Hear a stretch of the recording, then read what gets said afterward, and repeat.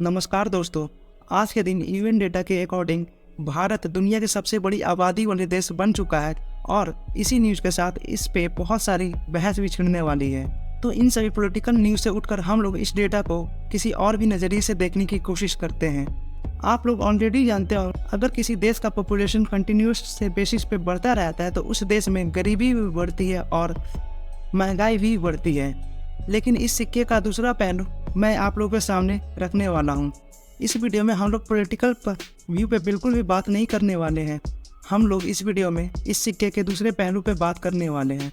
अगर किसी भी देश का पॉपुलेशन कंटिन्यूस बेसिस पे बढ़ता ही जाता है तो उस देश की पावर भी कंटिन्यूस बेसिस पे बढ़ती जाती है। लेकिन इसमें एक कंडीशन है कि उतनी बड़ी आबादी को वो देश हैंडल कर सके तब।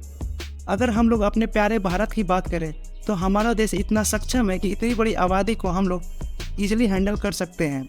और इसी चीज़ का एग्जांपल हम लोगों ने कोरोना टाइम में देखा था। तो ये हो चुकी है पहला पॉइंट। और दूसरे पॉइंट की बात करें तो दूसरे पॉइंट में जिस देश के पास पॉपुलेशन सबसे ज़्यादा होता है उस देश के पास हर एक इंडस्ट्री आना चाहती है। तो इसके लिए भी मैं आप लोगों के सामने एक एग्जाम्पल रखता हूँ।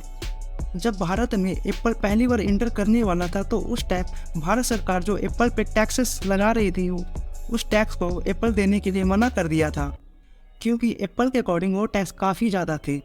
लेकिन फाइनली क्या हुआ, आज के टाइम में हम लोग देख सकते हैं कि हमारे इंडियन मार्केट में एप्पल कंपनी की फ़ोन या फिर एप्पल कंपनी की प्रोडक्ट्स मिलते हैं। तो इसका मीनिंग क्या हुआ कि इतनी बड़ी आबादी के पास हर एक कंपनी या फिर हर एक इंडस्ट्री कनेक्टेड रहना चाहती है, या यूँ कहें कि वो कंपनी इतनी बड़ी आबादी के सामने अपने प्रोडक्ट्स को सेल करना चाहती है। क्योंकि ये सिर्फ आबादी नहीं है, ये इतने सारे कस्टमर है उस कंपनी के लिए।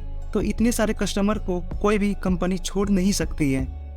और करंट टाइम में बात करें तो करंट टाइम में टेस्ला के साथ भी कुछ ऐसा ही देखने को मिल रहा है, जहाँ पर टेस्ला ने कहा था कि टैक्सेस बहुत ज़्यादा है इसलिए हम लोग भारत में इंटर नहीं करेंगे।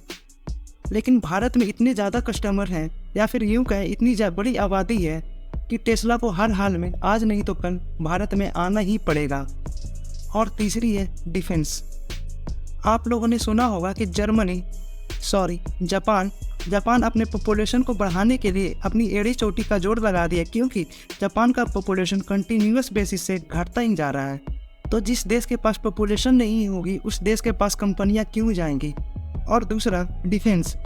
अगर हम लोग डिफेंस में बात करें तो अगर किसी देश के पास पॉपुलेशन बहुत ज़्यादा कम है तो उस देश के पास आर्मी, नेवी, ये सभी डिफेंस की कमी होगी। हमारे प्यारे भारत के पास इतनी बड़ी डिफेंस पर्सन है, या फिर यूँ कहें कि भारत के पास इतनी ज़्यादा सैनिक हैं जितनी बहुत सारी देशों की पूरी आबादी भी नहीं होगी।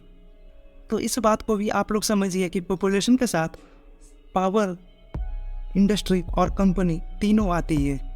और इसका पॉलिटिकल पहलू आप लोग ऑलरेडी जानते ही होंगे, तो उस पर डिस्कस करके वीडियो को लंबा खींचना उचित नहीं होगा।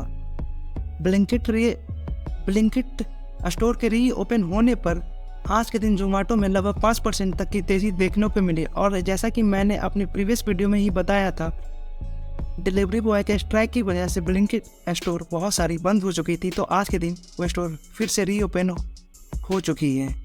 ये एक ट्रेडिंग न्यूज़ है। ये सभी न्यूज़ को देखकर इन्वेस्टमेंट बिल्कुल भी नहीं किया जाता है।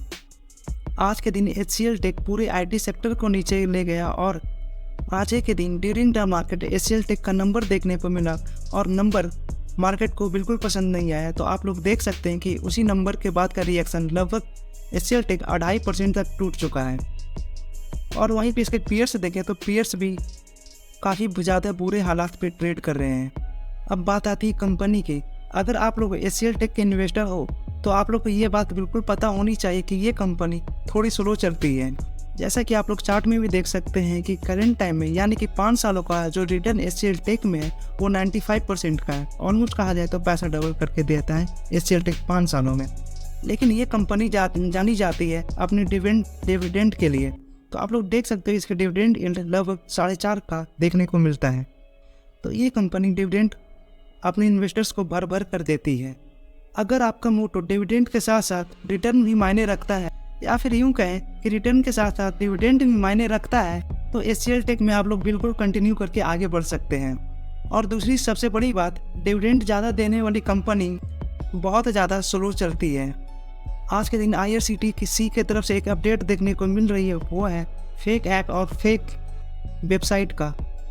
अगर आप लोग IRCTC का ऐप या वेबसाइट यूज करते हैं तो थोड़ी संभल कर इस वेबसाइट का यूज करें। ICICI लोम्बार्ड में क्वार्टर ऑन क्वार्टर और ईयर ऑन ईयर एक अच्छी ग्रोथ आने के बाद भी इस स्टॉक में लगभग आज के दिन लगभग 5% तक की गिरावट देखने को मिली। ICICI लोम्बार्ड में ईयर ऑन ईयर लगभग 40% तक की ग्रोथ देखने को मिल रही है।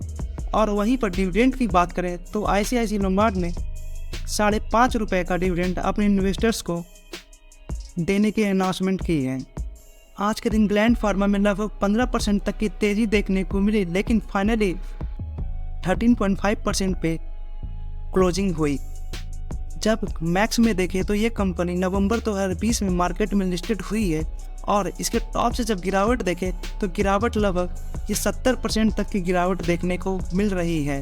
तो इतनी बड़ी गिरावट होने के बाद कंपनी में ये छोटी मोटी उछाल देखने को मिलती रहती है, या फिर अगर कोई अपडेट देखने को मिल रहा है तो ये अपडेट अभी तक मीडिया में पब्लिश नहीं हुआ है।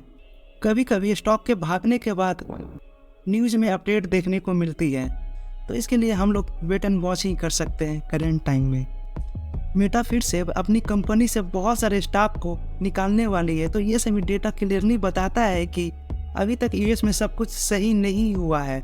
और ये सभी डेटा एक हिंट भी देता है कि आने वाले क्वार्टर में इंडियन मार्केट का रिजल्ट कैसा हो सकता है, IT सेक्टर में स्पेशली। और फिर फाइनली पटेल इंजीनियरिंग, आज के दिन पटेल इंजीनियरिंग में लगभग 17.5% तक की तेज़ी देखने को मिल रही थी।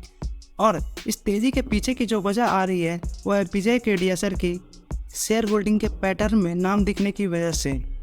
तो आप लोग देख सकते हैं कि विजय केडिया सर ने इस कंपनी में 1.29% की होल्डिंग बाई किए हैं। और ये न्यूज़ जैसे ही मार्केट में देखने को मिला उसके बाद पटेल इंजीनियरिंग लगभग 20% तक भागा। तो बहुत सारे रिटेल इन्वेस्टर विजय केडिया सर ने खरीद लिया, तो मैं भी जाकर इस कंपनी में अपनी होल्डिंग्स बना लेता हूं, तो इस मेंटेलिटी के साथ आगे बढ़ रहे होंगे। लेकिन मैं उन लोग के लिए सिर्फ एक ही बात कहना चाहूँगा कि हर किसी की रिस्क टेकिंग एबिलिटी अलग होती है। जैसे कि एक बहुत ही ज़्यादा गरीब इंसान के लिए 1000 रुपये उसके लिए 1 लाख रुपए के बराबर होगा, लेकिन वहीं पर ये 1000 रुपये अंबानी जी से कंपेयर करें तो उनके लिए ये 1000 रुपये 50 पैसे से भी ज़्यादा कम अहमियत रखती होगी। तो इसीलिए मैं कह रहा हूँ कि हर किसी की रिस्क टेकिंग एबिलिटी अलग होती है और अपनी रिस्क टेकिंग एबिलिटी के हिसाब से ही इन्वेस्टिंग करनी चाहिए। हो सकता है कि विजय केडिया सर ने जितना पैसा इस कंपनी में लगाया है उतना पैसा उनके लिए धूल के बराबर हो। और इस कंपनी के मैक्स का चार्ट देखें तो मैक्स का चार्ट पूरी तरह से डिस्ट्रॉयड है और फिर कंपनी टॉप से 97% तक टूट चुकी है। और फिर फाइनली मैं यही कहूँगा कि फाइनल डिसीजन आप लोगों का खुद का होगा, क्योंकि हर किसी की रिस्क टेकिंग एबिलिटी अलग होती है। और इसी के साथ वीडियो एंड करते हैं। Thank you for watching.